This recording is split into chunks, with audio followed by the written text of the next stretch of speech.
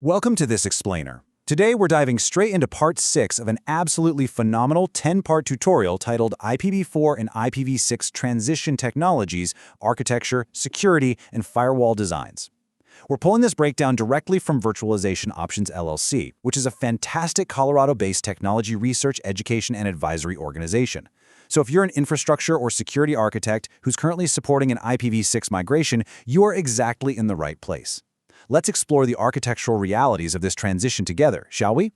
Okay, let's dive into this. Here is our roadmap for today. We'll cover the exhaustion reality, unavoidable coexistence, the dual-stack baseline, security risks, and finally, wrap up with the architect's mitigation checklist. Starting off with Section 1, the exhaustion reality. Now, if there is a lingering illusion in your organization that IPv6 migration is a problem for tomorrow, well, Chapter 6 of our source material is going to shatter that right away. Look at this number, 2011. That is the year the IANA IPv4 3 pool officially depleted. Actually, scratch that whole idea of it being a future risk. Address exhaustion is a concluded event. By 2019, all 5 regional internet registries completely exhausted their standard allocation pools. You literally cannot get new public IPv4 allocations through normal channels anymore. The well is dry. And this brilliantly illustrates the stark operational reality we're dealing with. On one hand, IPv4 is completely tapped out, but look at the adoption rates on the other side. Based on the data in our source, about 45% of Google users are already reaching services over IPv6. Major ISPs, like T-Mobile US and Alliance Geo, they aren't just experimenting. They are actively operating IPv6 primary or IPv6 only access networks right now. So this transition isn't hypothetical. It is fully operational. But here's the catch. We can't just flip a giant switch and turn IPv4 off. I mean, we've got legacy OT and ICS systems, embedded industrial devices, and these deeply entrenched enterprise apps with hard-coded IPv4 assumptions. They just cannot be rapidly replatformed. Because of this, we're basically forced into a prolonged coexistence period. We are going to be living with, and more importantly, securing both of these protocols for decades to come. Which brings us to the sheer depth of the source material we're looking at today.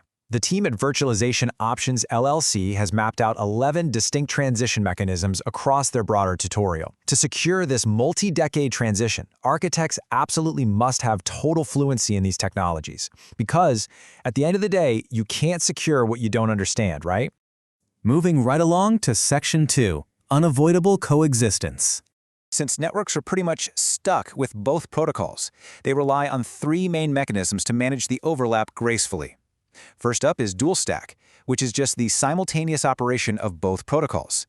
Second is tunneling, think 6 in 4 or Teredo, where you encapsulate one protocol inside the other to cross incompatible infrastructure. And third is translation, like NAT64, which is the stateful or stateless header conversion right at the network boundary. So the crucial point is this direct warning straight from the source. Every single transition mechanism introduces a distinct attack surface. Tunnels inherently bypass your perimeter controls. Translators break end-to-end integrity. And dual stack? Well, that literally doubles your policy surface. These aren't just academic theories, folks. They are actively being exploited. Which leads us into Section 3, the dual stack baseline. Now, dual stack is conceptually the simplest model, and it's kind of the foundation that everything else builds upon. Basically, every node runs complete independent IPv4 and IPv6 stacks at the exact same time. The magic here happens via DNS. Protocol selection is driven by preferring AAA records over A records. And thanks to a really playfully named mechanism called Happy Eyeballs, there's a super rapid fallback to IPv4 if the IPv6 connection gets wonky. There's no translation happening here. Packets just traverse the network in their native protocol. But, it's a huge trade-off. Looking at the advantages, you've got no translation overhead, it preserves full end-to-end semantics, and you can deploy incrementally. On the flip side, though, it completely doubles your IPAM complexity, it doubles your routing table size, and it completely fails to solve the core problem. It's still consuming public IPv4 space per host. Let's get into the scary stuff. Section 4, security risks. Now, what's really interesting here is how easy it is to leave the back door wide open. Managing 2 protocol stacks simultaneously is an operational headache, sure, but it's a massive security minefield. The single most common misconfiguration in enterprise environments is the firewall rule gap. Teams will write incredibly detailed IP tables rules for IPv4, but then totally forget to populate IP6 tables. So your IPv4 is locked down like Fort Knox, but your IP6 interface is just swinging in the breeze. Add to that, operating systems like Linux, Windows, and macOS actually enable the IPv6 stack by default, out of the box. And this creates massive blind spots for your security scanners. Vulnerability scanners are typically pointed at IPv4 address inventories. If a service is secretly listening on IPv6, your scanner just completely misses it. Plus, if an application binds to the IPv6 wildcard, which is represented by a double colon, it's usually listening on both IPv4 and IPv6, so an attacker can literally just bypass your heavily monitored IPv4 path entirely by taking the invisible IPv6 route. And believe me, sophisticated attackers know all about this. They actively exploit advanced threats like fragment handling, resource exhaustion. For example, if they hit an SIIT translator with a high rate of crafted IPv6 fragments, it can exhaust its reassembly buffers, triggering a massive denial of service. Attackers also love to exploit spoofing if you fail to mirror your IPv4 anti-spoofing rules. The tutorial heavily emphasizes applying BCP38 principles to IPv6. Basically drop any packet leaving an interface with a source address that doesn't actually belong to that assigned prefix. All right, time to fix it. Section 5, the Architect's Mitigation Checklist. So how do we actually lock this down? According to Chapter 6 of our source, the first step is locking down the local link with Layer 2 controls. You need to deploy RA Guard, that's Router Advertisement Guard, on all your access switch ports. This ensures that router advertisements only ever come from authorized uplink ports. Do the exact same thing with DHCP 6 Guard. Enable dynamic ND inspection, and for your absolute highest security segments, consider implementing Send, which gives you cryptographic authentication of neighbor discovery protocol messages. Moving up to the translation boundaries, you need some really strict security protocols in place.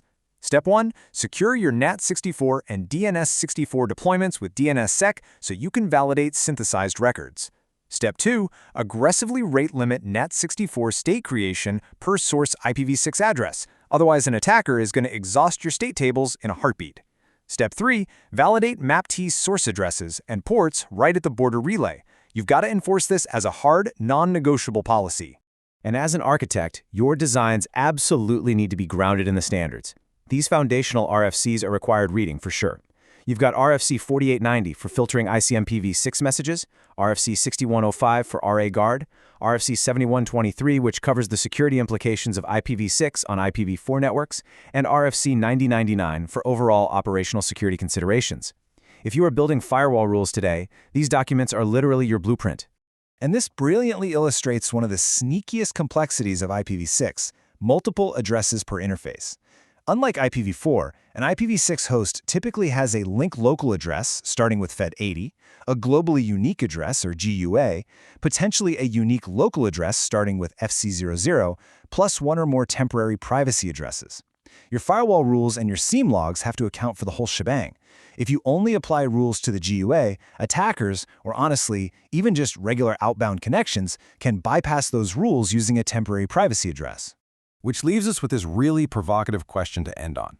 Is your vulnerability scanner totally blind to an active IPv6 backdoor currently sitting in your network? Because honestly, if you haven't explicitly designed your security architecture for this unavoidable coexistence, the answer is almost certainly yes. I highly encourage you to immediately audit your perimeter controls against the protocols we discussed today. Thank you so much for joining me on this explainer, and stay secure out there.